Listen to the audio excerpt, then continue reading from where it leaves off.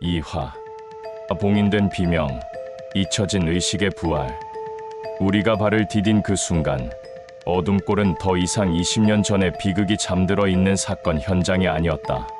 과거의 유령이 배회하는 곳이 아니라 생자에게 드리워진 현재 진행형의 덫이었다. 숲의 가장 깊은 어둠 속, 낡고 거친 나무 토막들이 무덤처럼 일렬로 박혀 있었다. 그리고 그 나무마다 우리 이름이 새겨져 있었다. 삐뚤하고 서툰 글씨체였지만 식별 가능한 이름들이었다. 산자를 위한, 살아있는 우리를 위한 무덤이었다. 차가운 공기가 폐부 깊숙이 파고들었고 등줄기에는 식은땀이 흘렀다. 공포는 전염병처럼 우리를 감쌌다. 체의의 공포는 가장 먼저, 그리고 가장 노골적으로 터져 나왔다. 그녀의 목소리는 바람 빠진 풍선처럼 힘없이 떨렸고 눈은 금방이라도 무너져 내릴 듯 흔들렸다. 그녀는 두 손으로 입을 틀어막으며 흐느끼기 시작했다. 이건 장난이 아니야. 우리 진짜 죽을지도 몰라. 태연은 이미 전투 태세였다. 그의 몸은 본능적으로 낮게 웅크려 있었고 날카로운 눈은 끊임없이 주변의 어둠 속 움직임을 훑고 있었다. 합기도 유단자로서 단련된 그의 몸은 위험에 즉각 반응했지만 이곳의 위협은 그가 알던 물리적인 형태를 넘어선 것이었다. 보이지 않는, 형태없는 무언가가 우리를 죄어오고 있었다. 사냥감이 된 듯한 섬뜩한 기분이 우리 모두를 사로잡았다. 은우는 손에 들린 낡고 무거운 2005년 캠코더를 내려다보았다. 이것이, 이 낡은 기기가 우리를 여기까지 이끌었다. 20년 전 마지막 순간의 비명을 어렴풋이 담아냈던 기기.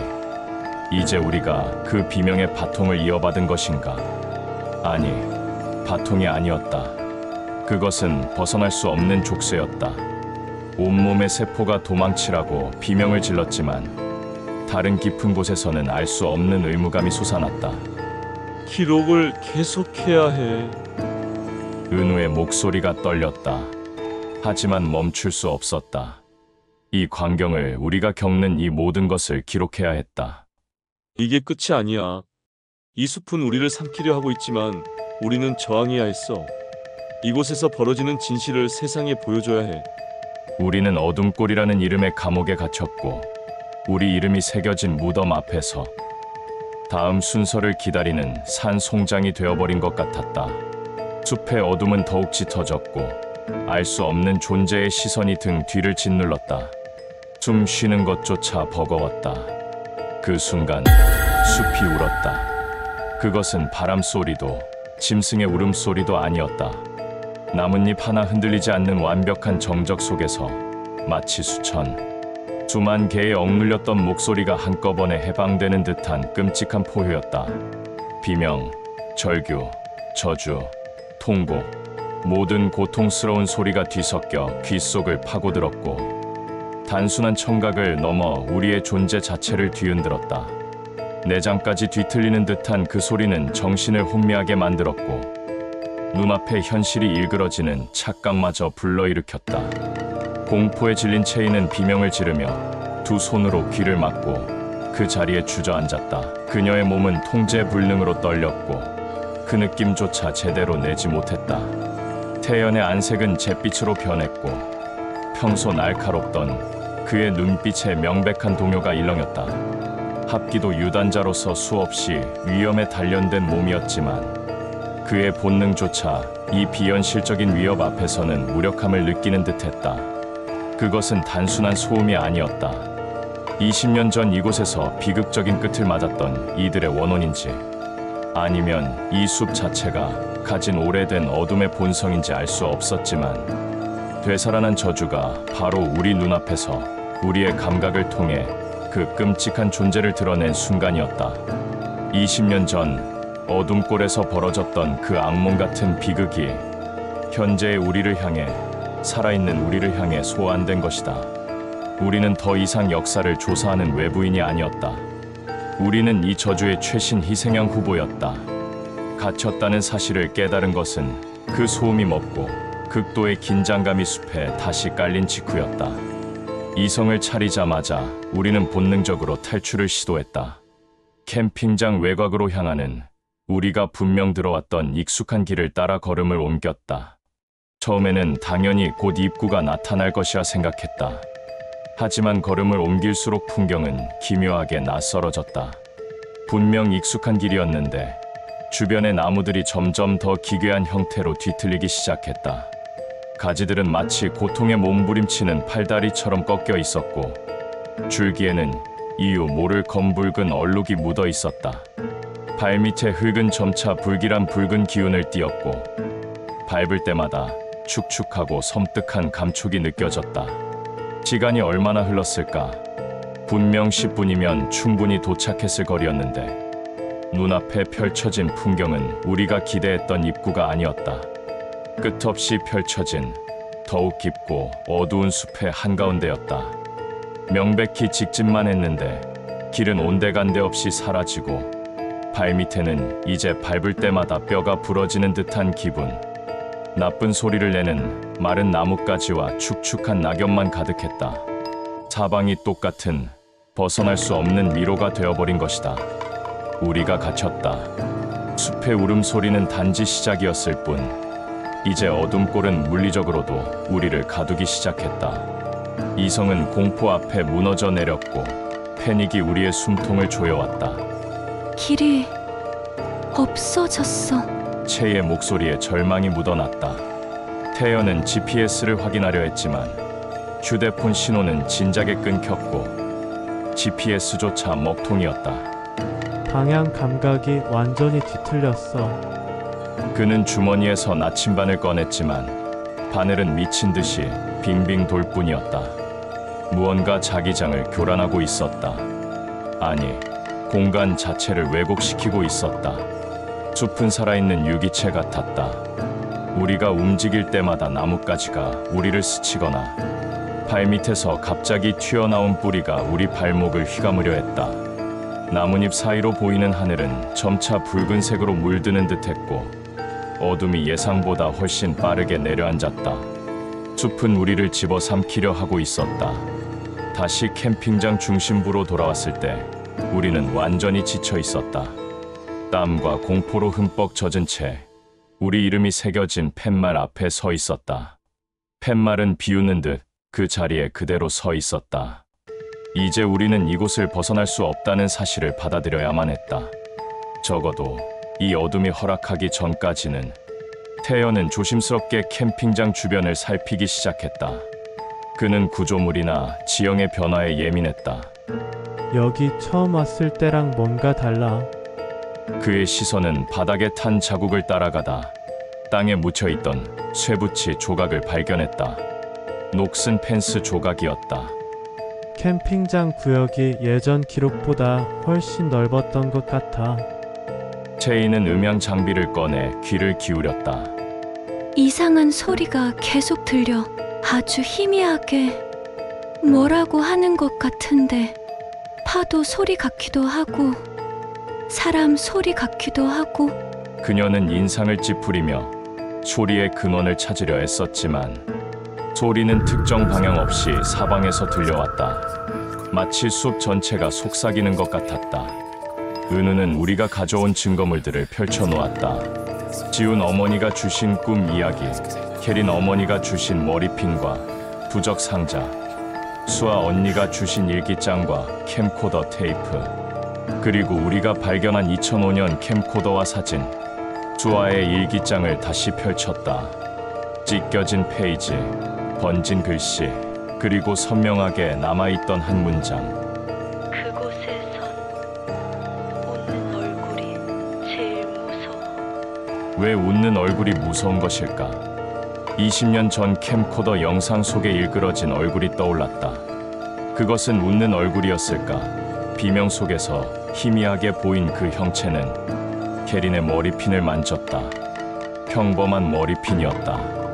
하지만 혜린 어머니는 아이가 이 핀을 벗어두고 다신 쓰면 안 된다고 중얼거렸다고 했다. 꿈에서는 머리핀 속에 무언가가 숨었다고 했다. 머리핀을 자세히 살펴보았다. 장식이 달려 있었는데 그 안쪽에 아주 미세한 틈이 보였다. 손톱으로 조심스럽게 벌리자 아주 작은 종이가 접혀 있었다. 종이를 펼쳤다. 아이의 그림이었다. 삐뚤삐뚤한 선으로 그려진 사람 형체들. 몇 명은 손을 잡고 웃고 있었고 다른 한 명은 홀로 서서 우리를 바라보고 있었다. 그림 속 사람은 얼굴이 없었다. 그리고 그림 한쪽에는 알아볼 수 없는 문양과 함께 숨바꼭질이라는 단어가 쓰여 있었다. 숨바꼭질, 그리고 얼굴 없는 사람. 우리가 발견한 폴라로이드 사진 속의 그림자와 겹쳐 보였다. 그리고 일기장에 웃는 얼굴이 제일 무서워라는 문장. 무서운 웃음은 어쩌면 얼굴이 없기에 완성되는 공포일지도 모른다. 얼굴 없는 그림자는 항상 웃고 있는 것처럼 보일 테니까. 아니, 우리가 그에게서 얼굴을 빼앗았기에 그는 영원히 웃는 것처럼 보일 수밖에 없게 된 것일지도 모른다. 태현이 불쑥 말했다. 폐교 학교 이름이 있었는데 희미해서 잘 못 봤어. 폐교. 우리가 숲에 들어오기 직전 숲 옆에 버려져 있던 학교. 어쩌면 그곳에 단서가 있을지도 몰랐다. 캠핑장 사건과 폐교 사이에 어떤 연결고리가 있다면 지도에도 없는 곳에 폐교가 왜 있었을까? 가보자. 폐교로. 결정은 빨랐다. 이곳에 머무는 것은 죽음을 기다리는 것과 같았다. 차라리 움직이는 것이 나았다. 밤이 깊어지고 있었지만 달빛조차 흐린 숲속에서 시간은 의미가 없었다. 폐교로 향하는 길은 올 때와는 또 달랐다. 숲은 이제 노골적으로 우리를 막으려 들었다. 갑자기 나타나는 안개, 귀를 찢는 날카로운 소리, 마치 살아있는 듯 가지를 흔드는 나무들. 길바닥에는 우리가 처음 발견했던 것과 똑같은 붉은 천 조각들이 여기저기 흩어져 있었다. 마치 길을 안내하는 표시 같기도 했고 우리를 특정 장소로 유인하는 것 같기도 했다. 폐교에 도착했을 때 학교는 어둠 속에서 거대한 그림자처럼 서 있었다. 깨진 창문은 밤의 눈처럼 우리를 노려보는 것 같았고 교정은 스산한 기운으로 가득했다. 학교 앞에 서 있던 조형물에 새겨진 아이들의 이름이 어둠 속에서 희미하게 보였다. 단순한 폐교가 아니었다. 무언가 끔찍한 역사를 품고 있는 곳이었다. 조심해. 태현이 경고했다. 그는 가장 먼저 학교 건물 안으로 들어섰다. 건물 내부는 썩은 나무와 먼지 냄새로 가득했다. 복도는 칠흑 같았고 손전등 불빛은 좁은 시야만을 비출 뿐이었다. 교실 문은 대부분 닫혀 있었지만 몇몇 문은 열려 있었다. 안을 비춰보니 낡은 책상과 의자가 어지럽게 놓여 있었고 칠판에는 알아볼 수 없는 낙서들이 가득했다. 아이들의 낙서 같기도 했고 무언가에 홀린 듯 반복해서 쓴 글씨 같기도 했다. 이상한 점은 먼지였다. 학교 전체가 버려진 지 오래된 듯 보였지만 어떤 곳에는 먼지가 거의 없었다. 누군가 최근에 다녀간 흔적이었다. 우리는 교실, 자료실, 교무실을 차례로 살펴보았다. 낡은 책, 찢겨진 문서, 부서진 가구들. 공포스러운 분위기 속에서 체의 음향 장비가 미세한 소리를 포착했다. 저기 복도 끝에서 흐느끼는 소리 같은 게 들려. 우리는 조심스럽게 소리가 나는 쪽으로 다가갔다. 복도 끝, 잠겨있는 듯 보이는 교실 문 앞에 섰다. 낡은 나무 문틈 사이로 희미한 빛이 새어나왔다. 그리고 그 빛과 함께 작게 흐느끼는 소리가 들렸다. 태현이 문고리를 잡았다. 잠겨있지 않았다. 문을 천천히 열자 퀴퀴한 곰팡이 냄새와 함께 싸늘한 기운이 훅 끼쳐왔다. 그곳은 교실이 아니었다. 작은 창고 같기도 했고 밀실 같기도 한 좁은 공간이었다. 그리고 그 안에서 우리는 잊혀진 의식의 기록을 발견했다. 벽 한쪽에는 정체 모를 문양과 그림들이 붉은색과 검은색 물감으로 빼곡히 그려져 있었다. 바닥에는 낡은 돗자리가 깔려 있었고 그 위에 먼지 쌓인 상자가 놓여 있었다. 상자를 열자 안에는 손때 묻은 노트와 빛바랜 종이 묶음이 들어 있었다. 노트를 펼쳤다. 낡은 종이에는 펜으로 빼곡하게 글씨가 쓰여 있었다. 일기 형식이기도 했고 보고서 같기도 했다. 날짜는 없었지만 오래전 기록임은 분명했다. 기록은 충격적인 내용을 담고 있었다. 이 폐교는 단순한 학교가 아니었다. 어둠골 캠핑장과 연결된 어떤 의식을 위한 장소였다. 기록에 따르면 이 지역에는 오래전부터 전해 내려오는 이야기가 있었다. 숲에 사는 그림자에 대한 이야기. 그림자는 사람의 웃음을 빼앗아 힘을 얻으며 특히 순수한 존재, 즉 아이들의 웃음을 좋아한다는 것이었다. 그림자는 종종 사람들을 숲으로 유인했고 그들의 웃음을 빼앗아 자신의 공허함을 채웠다고 한다. 그리고 기록의 주인은 이 그림자를 봉인하려 했던 사람이었다. 그는 그림자의 힘을 약화시키기 위해 아이들의 웃음을 상징하는 무언가를 만들어 숲 곳곳에 숨기고 그림자가 가장 좋아하는 웃는 얼굴을 본뜨되 얼굴 없는 형상으로 만들어 봉인하려 했다. 그것이 바로 우리가 발견한 얼굴 없는 그림자 인형들이었다. 하지만 의식은 실패했다. 기록의 마지막 페이지는 절망으로 가득했다. 그림자는 너무 강했다. 웃음을 빼앗기 전에 육신을 먼저 빼앗아갔다. 숲은 웃음을 먹는 대신 존재 자체를 먹는다. 봉인은 실패했다. 이제 숲은 잊혀진 자들의 무덤이 될 것이다. 그리고 기록에는 의식을 위해 사용되었던 장소들이 언급되어 있었다. 폐교의 밀실, 캠핑장 중심부, 그리고 숲 깊숙한 곳에 숨겨진 재단. 우리가 캠핑장에서 발견했던 붉은 천과 짐승의 뼈는 의식의 잔해였다. 아이들의 일기 조각과 머리핀은 봉인하려 했던 웃음의 조각들이었을까.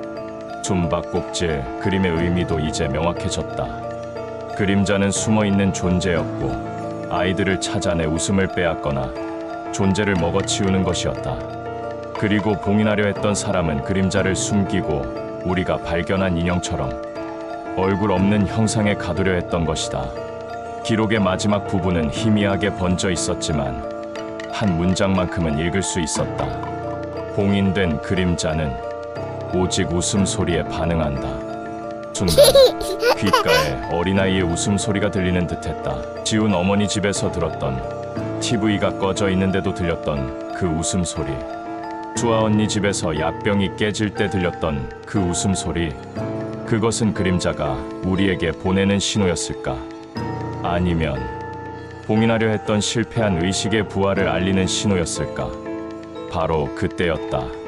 상자 안에서 함께 발견된 종이 뭉치, 그림과 알 수 없는 문양, 그리고 글씨가 뒤섞여 있었다.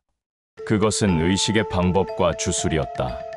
그리고 그 종이 뭉치 사이에서 우리가 캠핑장에서 발견했던 것과 똑같은 얼굴 없는 인형 하나가 떨어져 나왔다.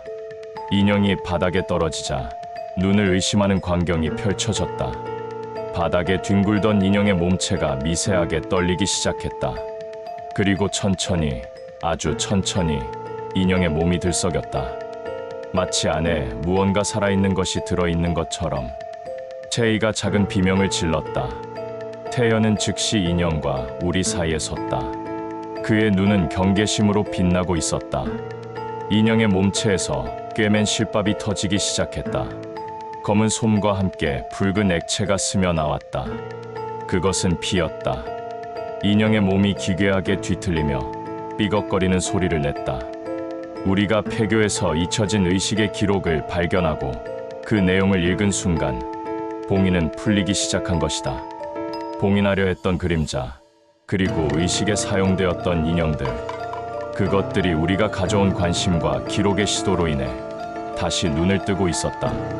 인형의 몸체가 완전히 뒤틀리며 우리가 캠핑장에서 들었던 쇠붙이 부딪히는 소리 같은 날카로운 금속음이 났다. 그리고 인형이 멈췄다. 하지만 그것은 끝이 아니었다. 학교 건물 전체에서 멀리 떨어진 숲속 캠핑장에서 심지어 우리가 지나왔던 길 위에서도 수많은 딸랑 소리가 동시에 울리기 시작했다. 나무 종 소리, 금속 풍경 소리, 그리고 인형의 몸체가 뒤틀리는 소리 같은 끔찍한 금속음이 섞여 들려왔다. 봉인된 비명들이 20년의 침묵을 깨고 되살아나는 순간이었다. 그리고 그 소리와 함께 학교 건물이 우리 주변에서 미세하게 진동하기 시작했다. 바닥이 흔들리고 벽에서 먼지가 떨어졌다. 깨진 창문 밖 어둠 속에서 무언가 셀 수 없이 많은 붉은 점들이 반짝이는 것이 보였다. 그림자의 눈인가? 아니면 되살아난 인형들의 눈인가? 기록은 말했다. 봉인된 그림자는 오직 웃음소리에 반응한다. 하지만 우리가 지금 마주한 것은 웃음소리가 아니었다. 봉인이 풀리면서 터져나오는 비명과 저주였다. 그리고 그 비명들은 우리를 향하고 있었다. 우리는 도망칠 수 없었다. 이미 이 안에 갇혔기 때문이다. 잊혀진 의식은 다시 시작되었고 우리는 그 의식의 가장 중요한 재물이 될 위기에 처했다. 숲은 우리를 먹으려 하고 있었다. 그림자는 우리의 존재를 원하고 있었다. 손에 들린 캠코더의 녹화 버튼을 다시 한번 꾹 눌렀다. 두려움에 심장이 미친 듯이 뛰고 있었지만 기록을 멈출 수 없었다. 이것이 우리의 마지막 기록이 될지라도 이 진실을 세상에 알려야만 했다. 이 끔찍한 장소에서 벌어진 일, 그리고 되살아난 저주를 폐교의 밀실에 갇힌 채 우리는 봉인된 비명들이 현실로 터져 나오는 것을 목격하고 있었다.